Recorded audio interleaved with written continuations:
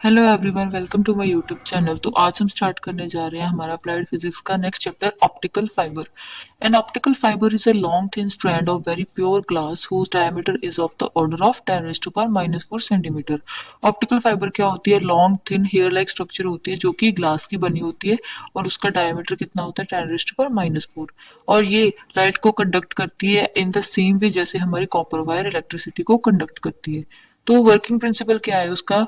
Total internal reflection है। Total internal reflection क्या होती है? जब हमारी लाइट डेंसर से रेयर मीडियम में जाती है और इंसिडेंट एंगल हमारा क्रिटिकल एंगल से ज्यादा हो जाता है तो वो सेम मीडियम में रिफ्लेक्ट बैक कर जाती है। उस फिनोमिनन को हम क्या बोलते हैं? Total internal reflection. The motion of the light is in a zigzag path, और इसका मोशन क्या होता है? Zigzag path. अब हम आते हैं कंस्ट्रक्शन की ओर। तो पहला है हमारा core, inner most section of optical fibre known as light guiding region made up of glass. तो जो ये इनर मोस्ट हमारा सेक्शन होता है इसे हम कोर कहते हैं, और ये किसका बना होता है? ग्लास का, जिसकी रिफ्रैक्टिव इंडेक्स 1.52 होती है और इसका डायमीटर होता है 2 to 120 micrometer.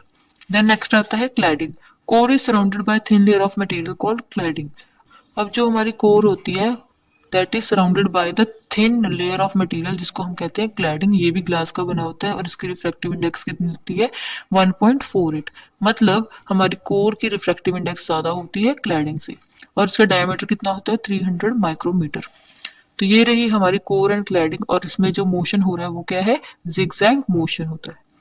Then buffer coating, outer most region. अब क्लैडिंग के भी ऊपर एक और प्रोटेक्टिव जैकेट होती है जिसे हम कहते हैं buffer coating. The core and cladding are enclosed in protective jacket made up of plastic and protects optical fiber from physical damage। तो ये किसका बना होता है? प्लास्टिक का बना होता है और ऑप्टिकल फाइबर को ये प्रोटेक्ट करता है फ्रॉम फिजिकल डैमेज। तो चलो अब ऑप्टिकल फाइबर की वर्किंग को समझते हैं। The optical fibre consist of cylindrical core and cladding of a material of slightly lower refractive index. तो ऑप्टिकल फाइबर के पास क्या होती है? Cylindrical core and cylindrical cladding होती है जिनकी जो रिफ्रैक्टिव इंडेक्स होती है वो बहुत ज्यादा कम होती है। The purpose of cladding is to confine the light ray within the core. अब क्लैडिंग का काम क्या होता है कि कोर में जितनी भी लाइट रे आ रही है उनको कन्फाइन करके रखे। Light rays falling on the core and cladding interface at an angle greater than critical angle। अब जो लाइट रेज फॉल कर रही हैं कोर एंड क्लैडिंग पे, वो उनका जो एंगल होता है क्रिटिकल एंगल से ज्यादा हो जाता है, तो वो क्या करती हैं? सेम मीडियम में रिफ्लेक्ट बैक हो जाती हैं। मींस वो कोर में ही रिफ्लेक्ट बैक कर जाती हैं, और इस फिनोमिना को हम क्या बोलते हैं? Total internal reflection. And are trapped inside the core, और कोर के अंदर ही ट्रैप हो जाती हैं। As the angles of incidence and reflection are equal, the light will continue to rebound and propagate through fibre suffering multiple total internal reflection.